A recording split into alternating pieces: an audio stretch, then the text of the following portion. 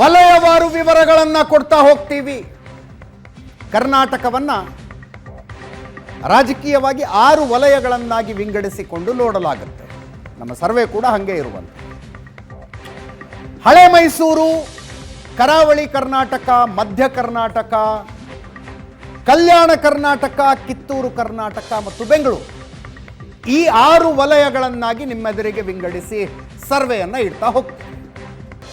Survey ತುಂಬ ಚೆನ್ನಾಗಿ ಅರ್ಥ ಆಗಬೇಕು ಅಂದರೆ ಎಕ್ಸಿಸ್ಟಿಂಗ್ ನಂಬರ್ಸ್ ಗೊತ್ತಿರಬೇಕು. 2018ರ ಚುನಾವಣೆ ನಡೆದಾಗ ಯಾವ ಪಕ್ಷ ಏನು ಸ್ಥಾನ, ಎಷ್ಟು ಸ್ಥಾನಗಳನ್ನು ಪಡೆದಿತ್ತು, ಒಂದು ಸಲ ಸುಮ್ಮನೆ ಬ್ರೀಫಾಗಿ ಹೇಳ್ತೀನಿ ನಿಮಗೆ. ಆವಾಗ ಈ ಸಲದ ಮುನ್ನಡೆ ಹಿನ್ನಡೆಗಳನ್ನು ಅರ್ಥ ಮಾಡ್ಕೊಳ್ಳೋದಕ್ಕೆ ಸುಲಭ ಆಗುತ್ತೆ ಅನ್ನೋ ಕಾರಣಕ್ಕೆ 2018ರ ವಿಧಾನಸಭಾ ಚುನಾವಣೆಯ ಫಲಿತಾಂಶ ಏನಾಗಿತ್ತು ಅದನ್ನೊಂದು ಸಲ ನಿಮ್ಮೆದುರಿಗೆ ಇಡ್ತೀನಿ. ನೆನಪಿರಲಿ, 2018ರ ಚುನಾವಣೆಯಲ್ಲಿ BJP 102ರಿಂದ 108 ಸ್ಥಾನಗಳನ್ನು ಪಡೆಯುತ್ತೆ ಅಂತ ಜನ್ ಕಿ ಬಾತ್, ಏಷ್ಯಾನೆಟ್, ಸುವರ್ಣ ನ್ಯೂಸ್ನ ಸರ್ವೆ ಹೇಳಿತ್ತು. 102ರಿಂದ 108 ಸ್ಥಾನಗಳಲ್ಲಿ BJP ಗೆಲ್ಲುತ್ತೆ ಅಂತ. BJP ಗೆದ್ದಿದ್ದು 104. That was the accuracy. BJP 104 ಸ್ಥಾನಗಳನ್ನು ಗೆದ್ದಿತ್ತು, 36.5% ವೋಟ್ ಶೇರ್ ಅನ್ನು ಪಡೆದಿತ್ತು. ಕಾಂಗ್ರೆಸ್ BJPಗಿಂತ 1.5% ವೋಟ್ ಶೇರ್ ಜಾಸ್ತಿ ಇದ್ರೂ ಸ್ಥಾನಗಳು 80 ಇದ್ವು. ಅಧಿಕಾರ ಕಳೆದುಕೊಂಡಿತ್ತು ಕಾಂಗ್ರೆಸ್ 80 ಸ್ಥಾನಗಳನ್ನು ಪಡೆಯುವ ಮೂಲಕ. 2013ರ ರಾಜಕೀಯ ಸನ್ನಿವೇಶಗಳ ಬೇರೆ ಇದ್ವು. BJP 40 ಸ್ಥಾನಗಳನ್ನು ಪಡೆದಿತ್ತು, 40ರಿಂದ 104ಕ್ಕೇರಿದ್ದರೆ ಅಧಿಕಾರದಲ್ಲಿದ್ದ ಕಾಂಗ್ರೆಸ್ ಅಧಿಕಾರ ಕಳೆದುಕೊಂಡು 80 ಸ್ಥಾನಗಳನ್ನು ಪಡೆಯುವ ಮೂಲಕ JDS ಪಡೆದದ್ದು 37 ಸ್ಥಾನಗಳನ್ನು, 18% ವೋಟ್ ಶೇರ್ ಇತ್ತು. ಇತರೆ 7.5%. ಇದು 2018ರ ಚುನಾವಣಾ ಫಲಿತಾಂಶ. ಹಾಲಿ ಬಲ ಹಂಗೆ ಇದೆಯಾ ಅಂದರೆ ಇಲ್ಲ. ನೆನಪಿದೆ ನಿಮಗೆ, 2018ರ ಚುನಾವಣೆ ಫಲಿತಾಂಶ ಬಂದ ದಿನ ಸಿಂಗಲ್ ಲಾರ್ಜೆಸ್ಟ್ ಪಾರ್ಟಿ BJP ಆಗಿತ್ತು. ಆದರೆ 80 ಸ್ಥಾನ ಪಡೆದಿದ್ದ ಕಾಂಗ್ರೆಸ್ಸು 37 ಸ್ಥಾನ ಗಳಿಸಿದ್ದ JDS ಅನ್ನು ಬೆಂಬಲಿಸಿ ಮೈತ್ರಿ ಸರ್ಕಾರ ಮಾಡಿಕೊಂಡು ಕುಮಾರಸ್ವಾಮಿ ಅವರು ಮುಖ್ಯಮಂತ್ರಿ ಆದರು. 80 ಸ್ಥಾನ ಪಡೆದಿದ್ದ ಕಾಂಗ್ರೆಸ್ 37 ಸ್ಥಾನ ಪಡೆದಿದ್ದ JDS ಅನ್ನು ಬೆಂಬಲಿಸಿತು. ಕುಮಾರಸ್ವಾಮಿ ಅವರು ಮುಖ್ಯಮಂತ್ರಿ ಆದರು. ಮೈತ್ರಿ ಸರ್ಕಾರ ರಚನೆಯಾಯಿತು. 14 ತಿಂಗಳು ನಡೆದ ನಂತರ ಸರ್ಕಾರ ಬಿತ್ತು. 17 ಜನ ಶಾಸಕರು, 14 ಜನ ಕಾಂಗ್ರೆಸ್ನಿಂದ, 3 ಜನ JDSನಿಂದ ಬಿಟ್ಟು ಹೊರಗೆ ಬಂದ ಕಾರಣಕ್ಕಾಗಿ ಅಲ್ಲಿಗೆ ಈ ನಂಬರ್, ಈ ಟ್ಯಾಲಿ ಸಂಪೂರ್ಣವಾಗಿ ಚೇಂಜ್ ಆಗಿದೆ. ಹಾಲಿ ಬಲಾಬಲ ಏನಿದೆ, ಹಾಲಿ ವಿಧಾನಸಭೆಯ ಬಲಾಬಲ 224ರ ಪೈಕಿ ಈಗ 119 BJP ಇದೆ, 69 ಕಾಂಗ್ರೆಸ್ ಇದೆ, 32 JDS ಇದೆ, ಇತರೆ 2 ಖಾಲಿ ಸ್ಥಾನಗಳು 2 ಇದ್ದಾವೆ. 119 BJP ಇದೆ, 69 ಕಾಂಗ್ರೆಸ್ ಇದೆ, JDS 32 ಇದೆ, ಇತರೆ 2 ಖಾಲಿ ಸ್ಥಾನಗಳು. ನಾವು ಹಾಲಿ ಈಗ ಸಮೀಕ್ಷೆಯ ವಿವರಗಳನ್ನು ತೋರಿಸಿದಾಗ ಸಾಮಾನ್ಯವಾಗಿ ಕಂಪ್ಯಾರಿಸನ್ 2018ರ ಚುನಾವಣೆಯೊಂದಿಗೆ ಮಾಡಿಬಿಡ್ತಾರೆ. ಆ್ಯಕ್ಚುಲಿ ಮಾಡಬೇಕಾಗಿರೋದು ಹಾಲಿ ಬಲಾಬಲದೊಂದಿಗೆ. That makes more sense. 20 ದಿನಗಳ ಹಿಂದೆ ಒಂದು ಸಮೀಕ್ಷೆಯನ್ನು ನಾವು ಕೊಟ್ಟು ಏಪ್ರಿಲ್ 14ನೇ ತಾರೀಕು ಕ್ವಿಕ್ ಆಗಿ ಆ ಸಮೀಕ್ಷೆ ಏನಿತ್ತು ಅಂತ ಹೇಳ್ಬಿಡ್ತೀವಿ. ಪ್ರಾಂತ್ಯವಾರು ಹಳೆ ಮೈಸೂರು BJP 12, ಕಾಂಗ್ರೆಸ್ 23, JDS 22, ಇತರೆ 0. Kalyana Karnataka BJP 16, Congress 23, JDS 1. ಮಧ್ಯ Karnataka BJP 13, Congress 12, JDS 1. Greater Bengaluru, Bengaluru ನಗರ ಮತ್ತು ಬೆಂಗಳೂರು ಗ್ರಾಮೀಣ 2 ಜಿಲ್ಲೆಗಳನ್ನು ಸೇರಿಸಿ 28 ವಿಧಾನಸಭಾ ಕ್ಷೇತ್ರಗಳ ಬೆಂಗಳೂರು ನಗರದಲ್ಲಿ ಬರ್ತವೆ, 4 ವಿಧಾನಸಭಾ ಕ್ಷೇತ್ರ ಬೆಂಗಳೂರು ಗ್ರಾಮೀಣ ಜಿಲ್ಲೆಯಲ್ಲಿ ಬರ್ತವೆ. 2 ಸೇರಿ 32 ಕ್ಷೇತ್ರಗಳ ಪೈಕಿ ಗ್ರೇಟರ್ ಬೆಂಗಳೂರಿನಲ್ಲಿ BJP 15, ಕಾಂಗ್ರೆಸ್ 14, JDS 3. ಕಿತ್ತೂರು ಕರ್ನಾಟಕದಲ್ಲಿ BJP 31, ಕಾಂಗ್ರೆಸ್ 19. ಕರಾವಳಿ ಕರ್ನಾಟಕದಲ್ಲಿ BJP 16, ಕಾಂಗ್ರೆಸ್ 3. ಇಷ್ಟು ಸ್ಥಾನಗಳ ಭವಿಷ್ಯವನ್ನು ಏಪ್ರಿಲ್ 14ರ ಸರ್ವೆ ನೋಡಿದಿತ್ತು. 20 ದಿನಗಳ ಹಿಂದಿಂದಿದ್ದು. ಟೋಟಲ್ ಎಷ್ಟು? ಟೋಟಲ್ BJP 98ರಿಂದ 109, ಕಾಂಗ್ರೆಸ್ 89ರಿಂದ 97, JDS 25ರಿಂದ 29, ಇತರೆ 0 ಅಥವಾ 1. ಇದು 20 ದಿನಗಳ ಹಿಂದಿನ ಸಮೀಕ್ಷೆ. ಈಗ ಸಮಯ ಎರಡನೆಯ ಸಮೀಕ್ಷೆಯ ವಿವರಗಳನ್ನು ನೋಡುವಂಥದ್ದು. ಎರಡನೆಯ ಸಮೀಕ್ಷೆಯ ವಿವರಗಳನ್ನು ನೋಡುವ ಸಮಯ. ಮತ್ತೊಂದು ಸಲ ತಾರೀಖನ್ನು ನೆನಪಿಟ್ಕೊಳ್ಳಿ. ಏಪ್ರಿಲ್ 14ನೇ ತಾರೀಕು ಮೊದಲನೆಯ ಸಮೀಕ್ಷೆಯನ್ನು ಕೊಟ್ವಿ. ಪ್ರದೀಪ್ ಭಂಡಾರಿ ಮೊದಲನೇ ಸಮೀಕ್ಷೆಯನ್ನು ಏಪ್ರಿಲ್ 14ನೇ ತಾರೀಕು ನಿಮ್ಮೆದುರಿಗೆ ಪ್ರಸ್ತುತಪಡಿಸಿದ್ರು. ಅದರ ಮಾರನೇ ದಿವಸದಿಂದ ಎರಡನೆಯ ಸಮೀಕ್ಷೆ ಶುರುವಾಗಿದೆ.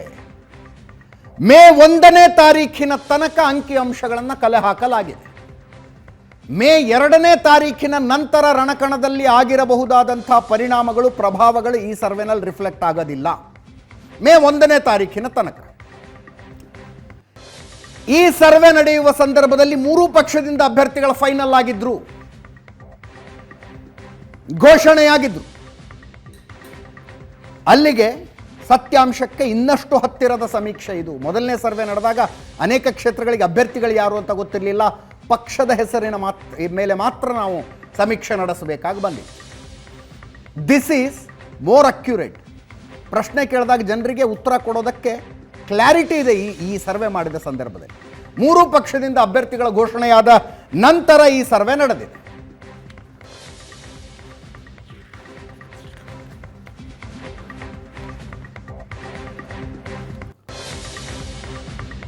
ಇನ್ನೂರ 24 ಕ್ಷೇತ್ರಗಳಲ್ಲಿ ನಡೆದಂಥ ಸಮೀಕ್ಷೆ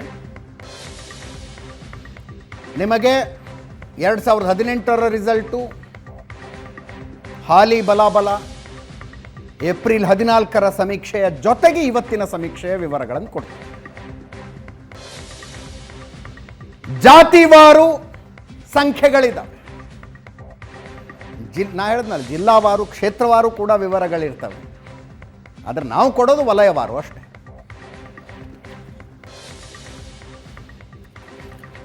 ಮೊದಲನೆಯ ವಲಯ ಹಳೆ ಮೈಸೂರು. ಹಳೆ ಮೈಸೂರಿನ ರಾಜಕೀಯ ಸ್ಥಿತಿಗತಿ ಗೊತ್ತು ನಿಮಗೆ. ಒಕ್ಕಲಿಗರ ಭದ್ರಕೋಟೆ. ಗ್ರೇಟರ್ ಬೆಂಗಳೂರನ್ನು, ಬೆಂಗಳೂರು ನಗರ ಮತ್ತು ಬೆಂಗಳೂರು ಗ್ರಾಮೀಣ ಪ್ರದೇಶವನ್ನು ಹೊರತುಪಡಿಸಿ ಉಳಿದ 6 ಜಿಲ್ಲೆಗಳು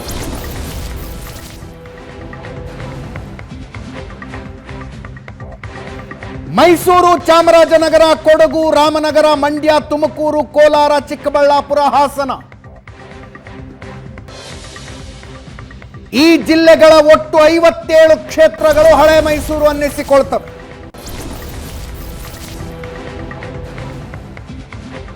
ಮೈಸೂರು, ಚಾಮರಾಜನಗರ, ಕೊಡಗು, ರಾಮನಗರ, ಮಂಡ್ಯ, ತುಮಕೂರು, ಕೋಲಾರ, ಚಿಕ್ಕಬಳ್ಳಾಪುರ, ಹಾಸನ 9 ಜಿಲ್ಲೆಗಳು.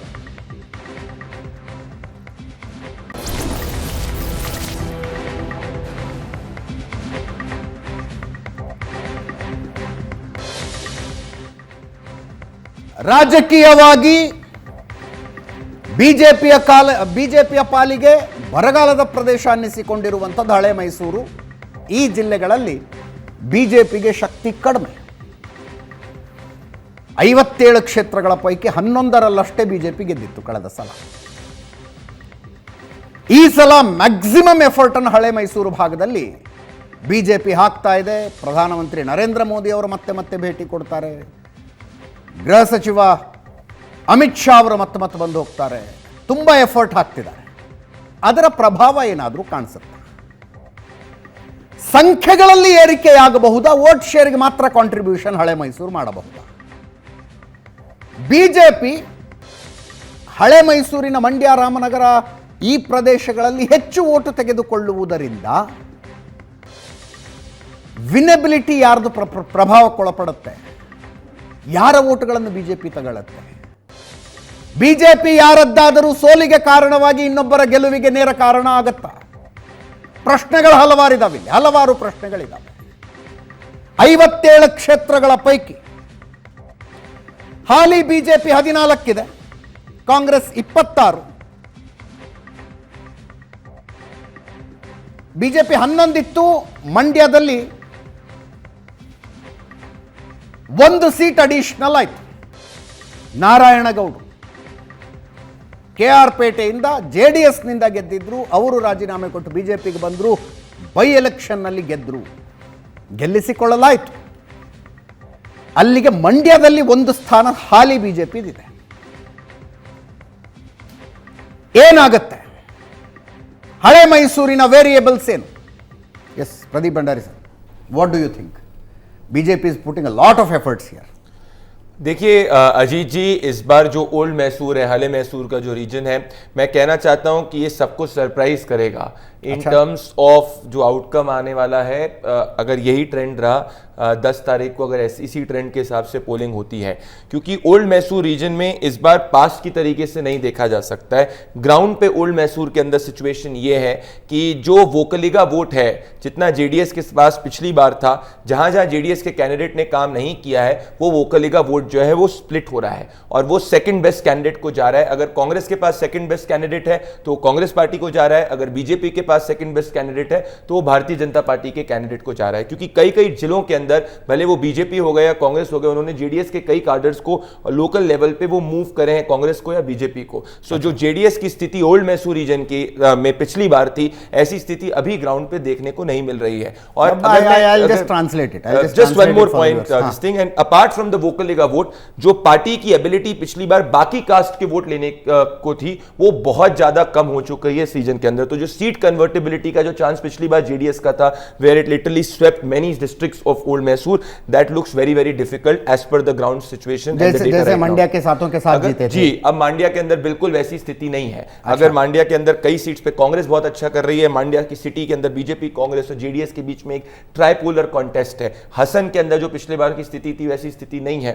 हसन के अंदर बेलूर, सकलेशपुर और हसन टाउन के अंदर it is a contest with the Bharatiya Janata party. Other seats पे कांग्रेस पार्टी के साथ पे कॉन्टेस्ट है. So apart from the family seats की अगर मैं बात करूं, that is Kumar Swami and his extended परिवार, बाकी सीट्स के अंदर जहां JDS के कैंडिडेट ने काम नहीं किया है, वहां वो ना वोकलीगा वोट को 90% होल्ड कर पा रहे हैं, ना बाकी कास्ट को अपनी तरफ 60% कर पा रहे हैं. ಕಳೆದ ಸಲ ಒಕ್ಕಲಿಗ ಮತದಾರರು JDSಗೆ ವೋಟ್ ಹಾಕಿ ಏನು ಶಾಸಕರನ್ನು ಆರಿಸಿದ್ರಲ್ಲ, ಈ ಸಲ ಅದೇ ಮತದಾರರು ಶಾಸಕರು ಎಷ್ಟು ಕೆಲಸ ಮಾಡಿದ್ರು, ಏನು ಕೆಲಸ ಮಾಡಿದ್ರು ಅಂತ ಕೇಳೋದಕ್ಕೆ ಶುರು ಮಾಡಿದ್ದಾರೆ. That is the important observation in old Mysuru. ಹಳೆ ಮೈಸೂರು ಭಾಗದಲ್ಲಿ ಶಾಸಕರನ್ನ ಮತದಾರರು, ವಿಶೇಷವಾಗಿ ಒಕ್ಕಲಿಗ ಮತದಾರರು ಕೇಳೋದಕ್ಕೆ ಶುರು ಮಾಡಿದ್ದಾರೆ, ಏನು ಕೆಲಸ ಮಾಡಿದ್ರಿ ಅಂತ. ಯಾವ ಶಾಸಕ ಕೆಲಸ ಮಾಡಿಲ್ಲವೋ ಆ ಕ್ಷೇತ್ರಗಳಲ್ಲಿ ಎರಡನೇ ಅತ್ಯುತ್ತಮ ಅಭ್ಯರ್ಥಿಯ ಕಡೆಗೆ ಒಕ್ಕಲಿಗ ಮತಗಳ ಮೂವ್ ಆಗೋದನ್ನು ಪ್ರದೀಪ್ ಭಂಡಾರಿ ಅಬ್ಸರ್ವ್ ಮಾಡ್ತಾ ಇದ್ದಾರೆ. ಒಕ್ಕಲಿಗ ಮತದಾರರು ಆ ಕಡೆ ಹೋಗ್ತಾ ಇದ್ದಾರೆ. ಕೆಲವು ಕ್ಷೇತ್ರಗಳಲ್ಲಿ, ಅಫ್ಕೋರ್ಸ್ ಬಹುತೇಕ ಕ್ಷೇತ್ರಗಳಲ್ಲಿ ಕಾಂಗ್ರೆಸ್ಸಿನ ಕಡೆಗೆ ಆ ಮತಗಳು ಹೋಗ್ತವೆ, ಕೆಲವು ಕ್ಷೇತ್ರಗಳಲ್ಲಿ BJPಯ ಕಡೆಗೆ ಕೂಡ ಹೋಗಬಹುದು. ಆ ಲೆಕ್ಕಾಚಾರದಲ್ಲಿ ಕಳೆದ ಸಲ ಹೆಂಗೆ JDS ಜಿಲ್ಲೆಗಳನ್ನೇ ಸ್ವೀಪ್ ಮಾಡಿತ್ತು, ಅಂಥ ಪರಿಸ್ಥಿತಿ ಈಗ ಇಲ್ಲ ಅಂತ ಈ ಸಮೀಕ್ಷೆಯಲ್ಲಿ ತಿಳಿದು ಬರ್ತಾ ಇದೆ. ಪ್ರಶಾಂತ್, ಒಪ್ಕೊಳ್ತೀರಾ ಅಬ್ಸರ್ವೇಷನ್ಸ್? ನೋಡಿ ಅಜಿತ್, ಕಳೆದ ಬಾರಿ 37 ಸ್ಥಾನಗಳನ್ನು JDS ಗೆದ್ದುಕೊಂಡಿತ್ತು. ಅದರಲ್ಲಿ KR ಪೇಟೆ, ಗುಬ್ಬಿ, ಅರಸೀಕೆರೆ, ಕೋಲಾರ, ಮಹಾಲಕ್ಷ್ಮಿ ಲೇಔಟ್, ಹುಣಸೂರು, ಮಂಡ್ಯ, ಅರ್ಕಲ್ಗೂಡು ಅವ್ರು ಪಾರ್ಟಿ ಬಿಟ್ಟು ಹೋದವರು 8 ಶಾಸಕರು ಪಾರ್ಟಿ ಬಿಟ್ಟು. ಹೌದು. ಈಗ JDSನ ಪರ್ಫಾರ್ಮೆನ್ಸ್ ನನಗನ್ಸುತ್ತೆ ಈ 8 ಕ್ಷೇತ್ರಗಳಲ್ಲಿ ಮರಳಿ ಎಷ್ಟು ಕ್ಷೇತ್ರಗಳನ್ನು ಗೆದ್ಕೊಳ್ತಾರೆ ಅನ್ನೋದರ ಮೇಲೆ ಒಂದು. Okay, number 1. ಅಂದರೆ ಆ 8 ಕ್ಷೇತ್ರ ಹೋದ್ವು ಅನ್ಕೊಂಡ್ಬಿಟ್ರೆ 29ಕ್ಕೆ ಡೈರೆಕ್ಟಾಗಿ ಇಳಿದ್ಬಿಡ್ತು. ಆ 8 ಕ್ಷೇತ್ರಗಳಲ್ಲಿ ಎಷ್ಟು ಕ್ಷೇತ್ರಗಳನ್ನು ಯಾಕಂದರೆ ನೋಡಿ, ಕಳೆದ ಬಾರಿ ಚಲೋರಾಯಸ್ವಾಮಿ ಬಿಟ್ಟು ಹೋಗಿದ್ರು, ರಮೇಶ್ ಬಂಡಿ ಸಿದ್ದೇಗೌಡ ಬಿಟ್ಟು ಹೋಗಿದ್ರು, ಜಮೀರ್ ಅಹ್ಮದ್ ಬಿಟ್ಟು ಹೋಗಿದ್ರು, ಬಾಲಕೃಷ್ಣ ಬಿಟ್ಟು ಹೋಗಿದ್ರು. ಅದರಲ್ಲಿ ಜಮೀರ್ ಅಹ್ಮದ್ ಸೀಟ್ ಬಿಟ್ಟರೆ ಉಳಿದ ಬಹುತೇಕ ಸೀಟ್ಗಳನ್ನು JDS ಗೆದ್ದುಕೊಂಡಿತ್ತು. ಹೌದು. ಈ ಬಾರಿ ಈ ಕ್ಷೇತ್ರಗಳಲ್ಲಿ ಎಷ್ಟು ಕ್ಷೇತ್ರಗಳನ್ನು JDS ಉಳಿಸ್ಕೊಳ್ಳುತ್ತೆ ಅನ್ನೋದು ಪ್ರಾಯಶಃ JDSನ ಟೋಟಲ್ ಟ್ಯಾಲಿಯನ್ನು, ಅಂದರೆ ಮೈಸೂರು ಕರ್ನಾಟಕದಲ್ಲಿ JDS ಎಷ್ಟು ಸೀಟ್ಗಳನ್ನು ಗೆಲ್ಲುತ್ತೆ ಅಂತಕ್ಕಂಥ. ಜೊತೆಗೆ ನನಗನ್ಸುತ್ತೆ ಆ್ಯಂಟಿ ಇನ್ಕಂಬನ್ಸಿ ಕಾಂಗ್ರೆಸ್ಗೆ ಹೇಗೆ ತಾಗುತ್ತೋ, ಕಾಂಗ್ರೆಸ್ನ ಹಾಲಿ ಶಾಸಕರಿಗೆ, BJPಯ ಹಾಲಿ ಶಾಸಕರಿಗೆ ಹೇಗೆ ತಾಗುತ್ತೋ, ಹಾಗೆ JDSನ ಹಾಲಿ ಶಾಸಕರಿಗೂ ಕೂಡ ತಾಗುತ್ತೆ. What is the difference Pradeep Bhandari? Anti incumbency तो हर MLA के खिलाफ होती है.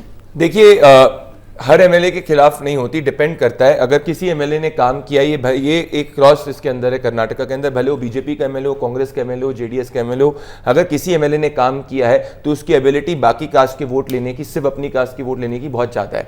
सो एक जैसे मैं कह रहा हूं कि 2C इलेक्शन है, that is the caste and the candidate election. BJP bank कर रही है कैपिटल एम पे विच इज मोदी, और कांग्रेस बैंक कर रही है स्मॉल एम पे विच इज मुस्लिम कंसोलिडेशन के ऊपर, अगर आप देखेंगे। सो दैट इज एक लाइन में अगर मैं इलेक्शन को सम अप करूं, पास 2M है जी, वो अब एक एम दिशा है जो सबके पास में है, जो आप मनी पार की बात कर रहे हैं, बट ऐसा नहीं है। सो अगर किसी कैंडिडेट ने काम किया so the candidate has more chances to retain the vote. But issue ये है कि जब मैं जहां जेडीएस के कैंडिडेट को पिछली बार वोट मिला था, द प्रोबेबिलिटी जो ग्राउंड पे हम देखते हैं कि जेडीएस के कैंडिडेट्स ने सिग्निफिकेंट नंबर ऑफ देम ने उतना बेसिक सर्विसेज पे काम नहीं किया है। So you mean to say there is a group of JDS MLAs, there is a group of BJP MLAs, there is a group of Congress MLAs.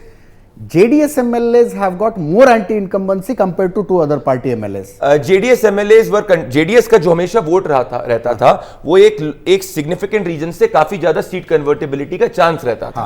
तो अब अगर मैं आपको एक एग्जांपल देता हूं कि कोई कॉन्स्टिट्यूएंसी मान लीजिए सकलेशपुर आती है, it had been won by the JDS for the last minimum 2 times. अब वहां पे contest is between the BJP and the JDS, और कॉन्टेस्ट उन सीट्स पे नहीं है जहां पे JDS के एमएलए ने अच्छा खासा काम किया। मैंने talk about work and that is also the case with the Congress candidate. Yes, so that's a uniformity which is across. So एक और चीज अजीत जी which is very important कि JDS सिर्फ सीट्स जो है वो वोकलिगा वोट्स के ऊपर नहीं जीत सकती। पिछली बार 90% तक वोकलिगा कंसोलिडेशन था, इस बार ऐसी स्थिति नहीं। अगर मैं बेयरिंग अपार्ट कुछ फैमिली की सीट्स हटा दूं, so for JDS to win a seat this time उसको वोकलिगा का 70% से ज्यादा vote plus other caste vote चाहिए, और वो आना बहुत जो है कई कॉन्स्टिट्यूएंसीज में काम नहीं हुआ, मुश्किल। ಒಂದೇ ಲೈನ್ನಲ್ಲಿ ಜನ್ ಕಿ ಬಾತ್ನ ಅಬ್ಸರ್ವೇಷನ್ ಅನ್ನು ಹಳೆ ಮೈಸೂರಿನ ವಿಷಯದಲ್ಲಿ ಹೇಳೋದಾದ್ರೆ, ಕಳೆದ ಸಲ ಬಂದಂಗೆ ಒಕ್ಕಲಿಗ ವೋಟ್ಗಳು ಎನ್ಮಾಸ್ ಆಗಿ ಈ ಸಲ JDSಗೆ ಹೋಗೋದಿಲ್ಲ.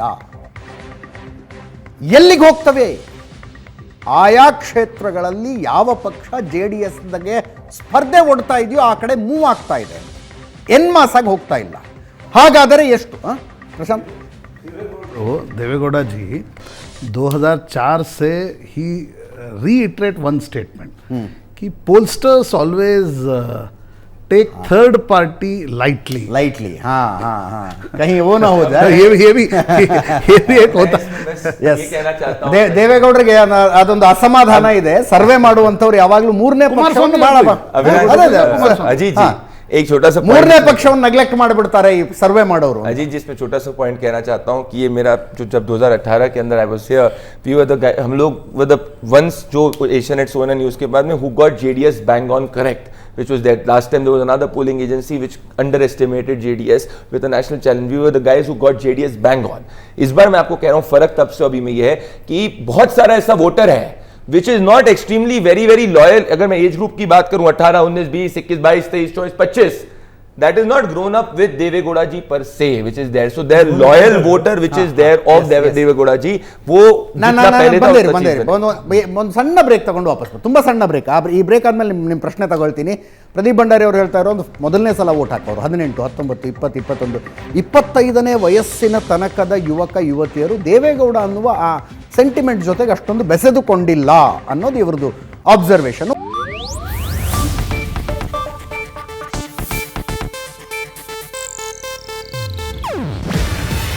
ಇದು ಏಷ್ಯಾನೆಟ್ ನ್ಯೂಸ್ ನೆಟ್ವರ್ಕ್ ಪ್ರಸ್ತುತಿ.